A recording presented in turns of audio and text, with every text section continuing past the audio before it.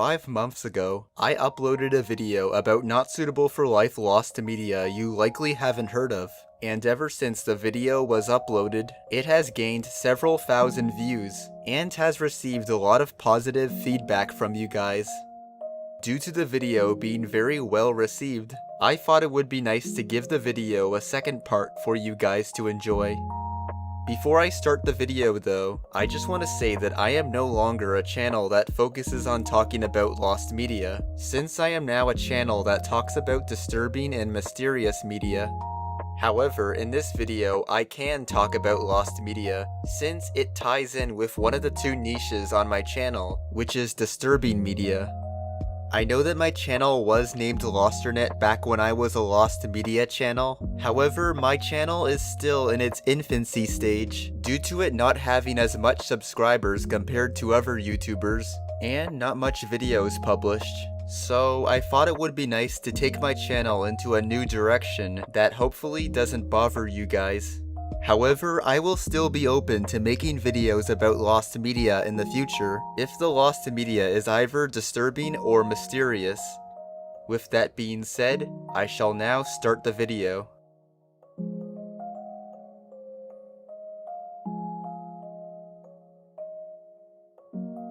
On April 20th, 2009, an app known as Baby Shaker was released by Sakalosoft on the App Store for 99 cents.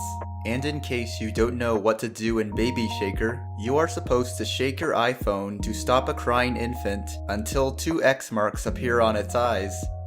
As you would expect, the app garnered a lot of criticism from just about anyone. In fact, it garnered so much criticism that even on the day it was released to the App Store, an article criticizing the app was already published, which was published at 10 PM on a website called Craps, before announcing the article on Twitter. One day later at 9:18 AM, Jennifer Dickens, a founder of a non-profit organization known as Stop Shaken Baby Syndrome Incorporated, would make a tweet about the app and send the article that was published by Craps for a press release to 30,000 media companies. Eventually, many child advocacy groups would accuse the app of both making fun and glorifying shaken baby syndrome, which is a form of brain injury that occurs when a baby or a toddler is shaken. One day after Baby Shaker was released to the App Store, Apple would pull it from the store, before reappearing the next day, before being taken down again in the afternoon, causing the app to be permanently banned from the App Store. The developers of Baby Shaker would later respond to the backlash on their website, where they admitted that developing the app was a bad idea, and that the app was, quote-unquote, greatly lacking in taste, while also stating, quote, it was later taken down because it was a baby shaking video game. While Grand Theft Auto is a video game that pushes the limits, it is still yet to have a baby shaking minigame in it. Unquote. As of making this video, the only gameplay footage from Baby Shaker that can be viewed is from a YouTube video that was uploaded by this user right here, which I will show you right now.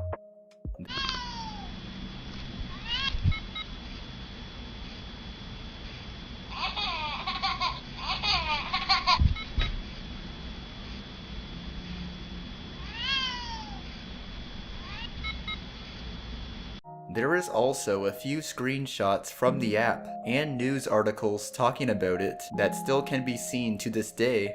However, considering the app's treatment of subject matter and how fast it was pulled from the App Store, it's safe to say that the game will most likely be lost forever.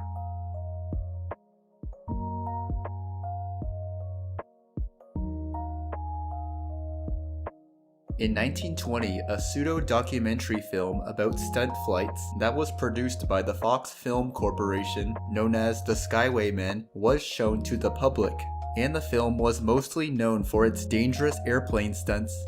However, the film is also known for something else, which is the uncut footage that captured Elmer and Milton Skeets Elliott being killed during their stunt.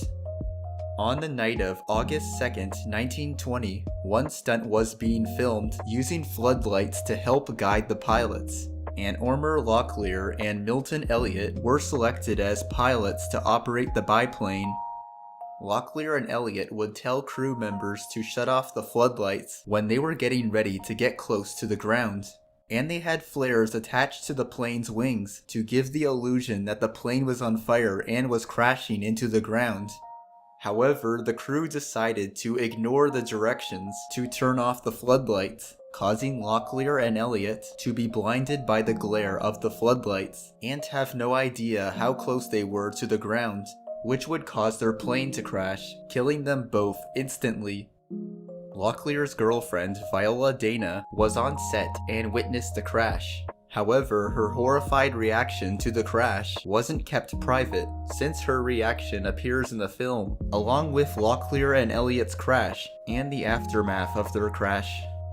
What makes the Skywaymen such an interesting piece of lost media is that it was one of the first films to feature on-screen fatalities of any cast members, although no footage of the film is known to exist, except some production stills, advertisements, and photos of the crash that have managed to survive more than a century later.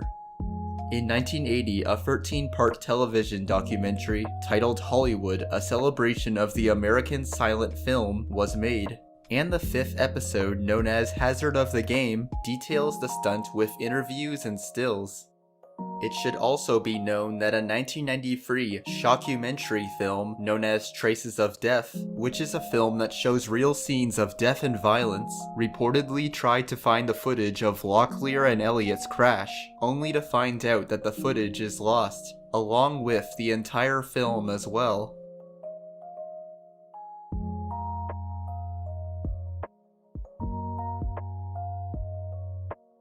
On June 8, 2002, the 6th race of the 2002 NASCAR Fever Light Southwest Tour occurred, known as the 2002 K&N Filters 150, or the 2002 Irwindale 150, since it occurred at the Irwindale Speedway. However, the K&N Filters 150 would go down in NASCAR history as a very infamous race due to one of the competitors, John Baker, getting into a fatal accident on lap 37. At the time the 2002 K&N Filters 150 occurred, the Irwindale Speedway was still being promoted as a safe track, despite the track facing heavy criticism due to it previously killing 3 drivers, who were Casey Dimert and Keith Cowherd in 1999, and Christopher Shields in June of 2001. During the race, drivers were supposed to drive 150 laps around the track, and prior to the race, qualifying commenced with John Baker winning the pole position with a speed of 100.66 miles per hour. During lap 37, John Baker was racing against Chevrolet's Sean Woodside before colliding with Sean while negotiating turn 2. This would cause Baker's car to dart towards the inside and into the path of Greg Voigt's Chevrolet.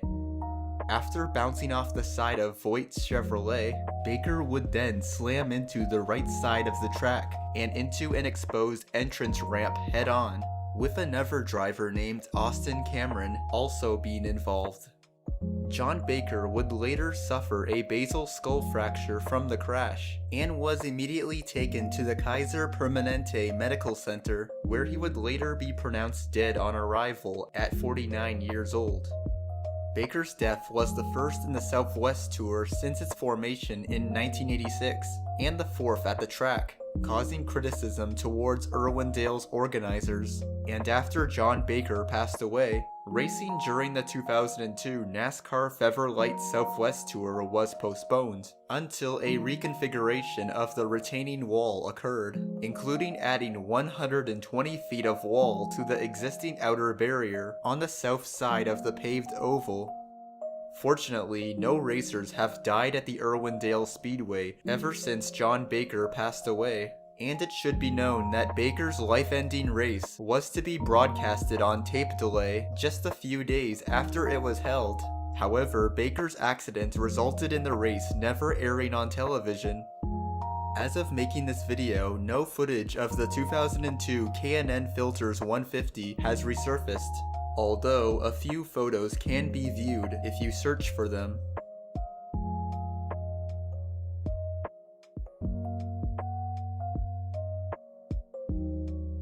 On November 12, 1988, a professional wrestling match was held between Kerry von Erich against Colonel DeBeers at the Showboat Hotel in Las Vegas, Nevada, in an American Wrestling Association show that was taped.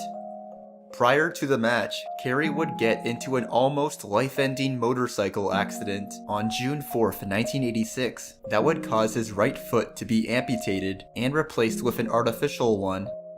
The match would start out like any normal wrestling match. However, at one point in the match, Colonel DeBeers, in an attempt to get Kerry von Erich out to attack him, grabbed Kerry's artificial foot with great force, causing Kerry's artificial foot to come off, making a shocking reveal to everyone present.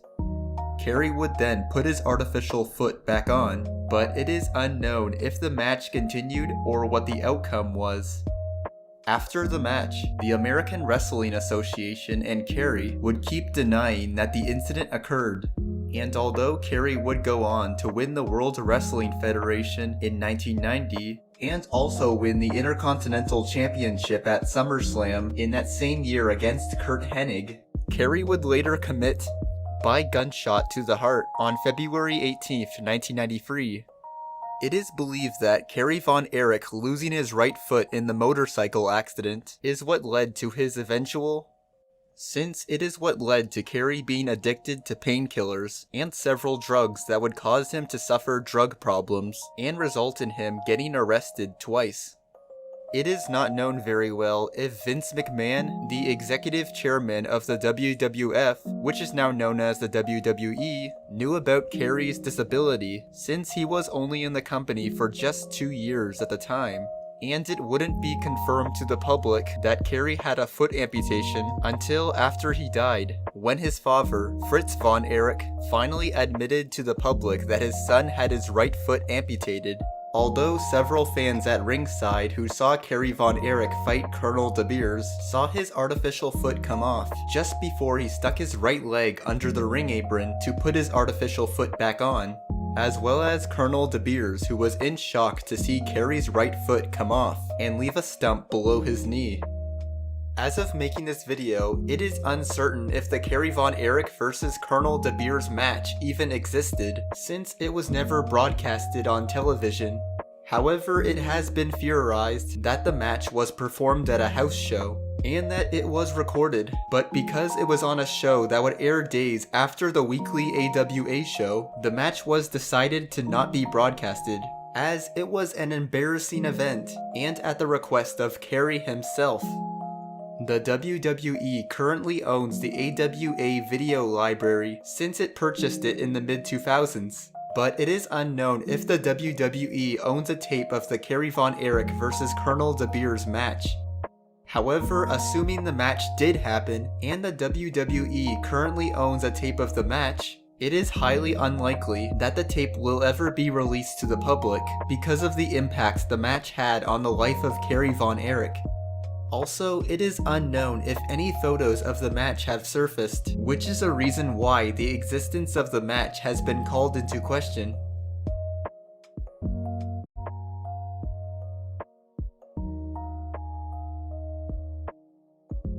On September 1st, 1996, a Top Fuel motorcycle drag racing exhibition was taking place, which featured a very well-known Top Fuel motorcycle drag racer named Elmer Trett, who is considered by many to be the father of modern-day motorcycle drag racing, having competed in multiple Top Fuel motorcycle races since the 1970s, winning 8 national Top Fuel championships, and becoming the first to break through the 200, 210, 220, and 230 miles per hour marks.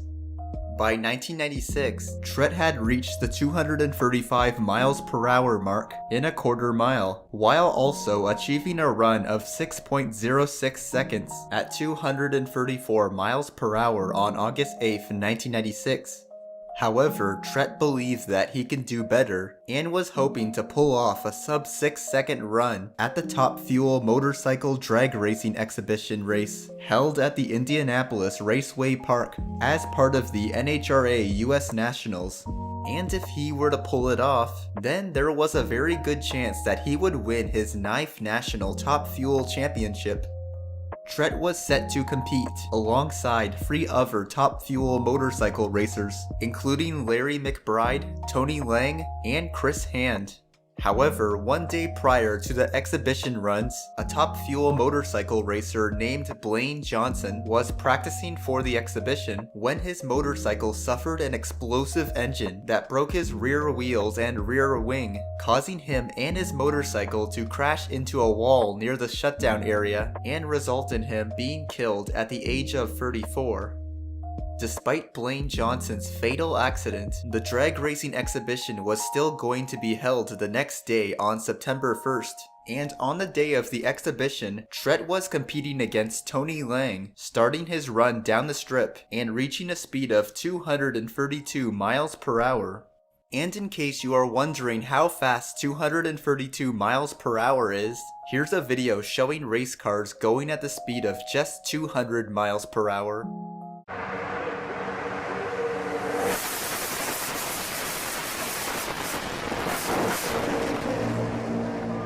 At around the same place as Blaine Johnson's accident, Trett suddenly fell off his bike and slid along the track across Lang's path before he slammed into the track's sand trap.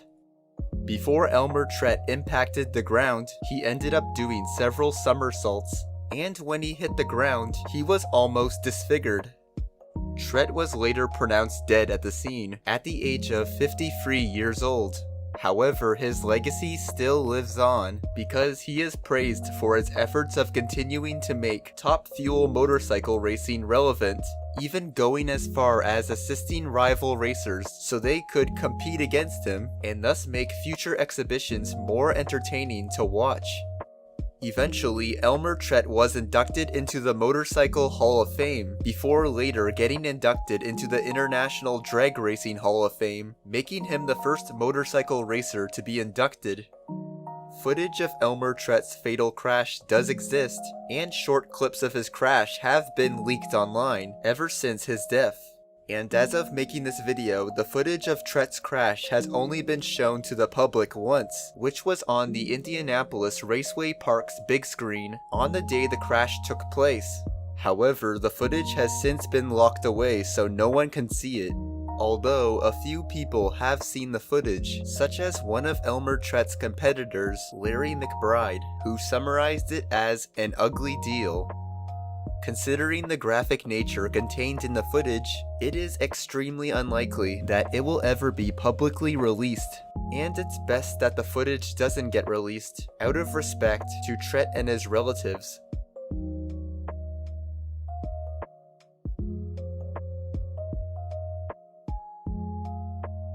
Per Yngve Ohlin, also known as Pella and Dead, was a Swedish black metal singer who served as the vocalist for the black metal band known as Mayhem from 1988 to 1991. Per was born on January 16, 1969 in Sweden, and when he was a young child, he had suffered from sleep apnea and wanted to die at a young age. When Per was 10 years old, he had suffered internal bleeding caused by a ruptured spleen due to him being severely beaten by bullies, and eventually he would be sent to the hospital, where for a while he was declared clinically dead. However, paramedics would successfully resuscitate him, and a few years later, Per had developed a fascination with death, and this fascination would later inspire his stage name known as Dead. At the end of 1986, Per formed a thrash metal band named Morbid and released a demo tape known as December Moon. However, despite releasing the demo tape, the band split up, since Per wasn't happy with the fact that the band wasn't going anywhere, before later moving to Norway in early 1988 so he could join a black metal band known as Mayhem. During Purr's time as the lead vocalist for Mayhem, he would casually cut himself while in the presence of Mayhem's band members, who would have to subdue him and patch him up. Mayhem's co-founder and guitarist, Oystein Arsef, or Euronymous if you want to go by his stage name, grew fascinated with Purr's ideologies because he felt that they perfectly fitted Mayhem's image, which would cause him to encourage Purr to kill himself. Mayhem's former drummer Jedel Mannheim even once commented on Oystein encouraging Purr to kill himself, saying, quote, "I don't know if Oystein did it out of pure evil, or if he was just fooling around," unquote. On April 8, 1991, Purr was left alone in the band's rehearsal house before taking a hunting knife and slitting open his wrists and neck. He would then write a note, and immediately after writing the note, he took a shotgun and aimed it to his head before pulling the trigger and killing himself. Oystein, who had entered the house through an open window, would stumble upon Purr's lifeless body before going to a nearby store to purchase a disposable camera so he can take numerous photos of Purr's dead body. One of these photos that was taken was sent to War Master Records and was used as an album cover for one of their albums, The Dawn of the Blackhearts. According to the book Lords of Chaos, one of the other photos that were not sent to War Master Records consisted of Purr sitting half up with a shotgun on his knee. However, that photo and the other photos of Purr's dead body were destroyed by Oystein's father shortly after Oystein was murdered in 1993. While one of the photos of Purr's dead body is pictured on the Dawn of the Blackhearts album cover, the rest of the photos have an absolute zero chance at being found due to them being destroyed. And it's honestly best that they never be seen by anyone again due to how graphic they are.